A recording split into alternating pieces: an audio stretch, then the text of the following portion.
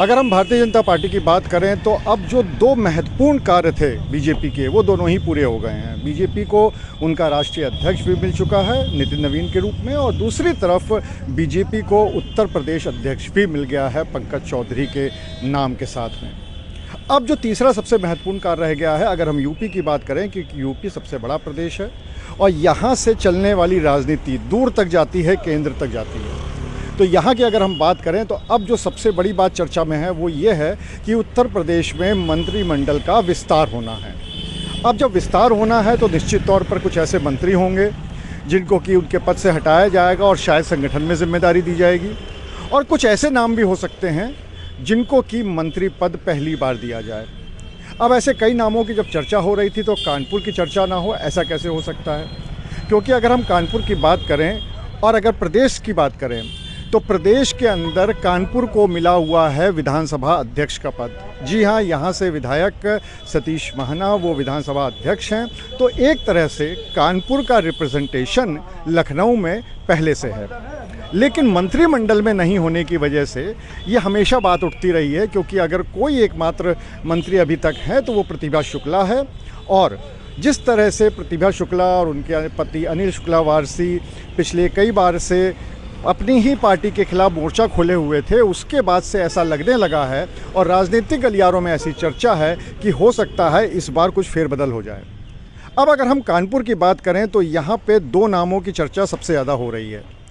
एक नाम है सुरेन मैथानी का और दूसरा नाम है मानवेंद्र सिंह का।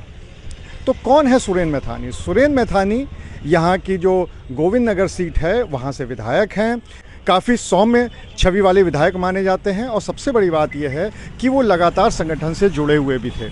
वो यहीं पे कानपुर में बीजेपी के महामंत्री भी रह चुके हैं, इसके अलावा अध्यक्ष भी रह चुके हैं, और उसके बाद उन्होंने विधायकी की जिम्मेदारी संभाली, उनको टिकट दिया गया और वो 2 बार से यहाँ पर विधायक हैं। तो इन सब को देखते हुए ये माना जा रहा है कि अगर कानपुर से किसी ब्राह्मण चेहरे के नाम की चर्चा हो सकती है तो उसमें सुरेन मैथानी का नाम सबसे आगे है। हालांकि इतना ज़रूर है कि यहाँ से एक और विधायक हैं महेश त्रिवेदी, जो कि किदवई नगर से हैं। तो अगर ब्राह्मण चेहरे की बात होती है तो हो सकता है उनका नाम भी सामने आ जाए।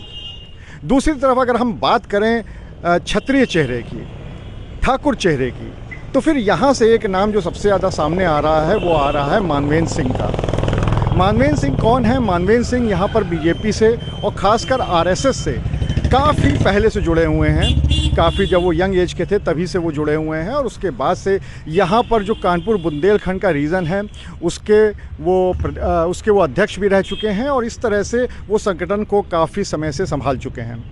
इसके अलावा अभी भी वो प्रदेश में अगर बात करें तो प्रदेश स्तरीय पद पे हैं, और इसके अलावा उनका नाम अगर ठाकुर कैंडिडेट पे देखा जाए तो सबसे ज़्यादा चल रहा है।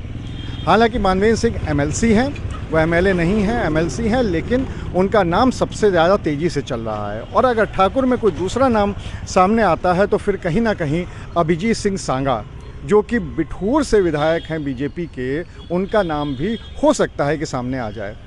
लेकिन अभी फ़िलहाल जो राजनीतिक गलियारों में चर्चा चल रही है, अगर हम सिर्फ उसकी बात करें तो फिर वहाँ पर ब्राह्मण चेहरे के नाम पर सुरेन मैथानी का नाम और ठाकुर चेहरे के नाम पर मानवेंद्र सिंह का नाम सबसे आगे चल रहा है। हालांकि एक बात और भी है कि जो अभी तक लखनऊ की राजनीति चल रही है, वहाँ के हिसाब से कानपुर को अगर कोई मंत्री पद मिला तो वो सिर्फ एक ही मिलेगा, और 2-2 पद यहाँ पर शहर को नहीं दिए जाएंगे, क्योंकि ऑलरेडी विधानसभा अध्यक्ष का पद कानपुर के नाम पर है।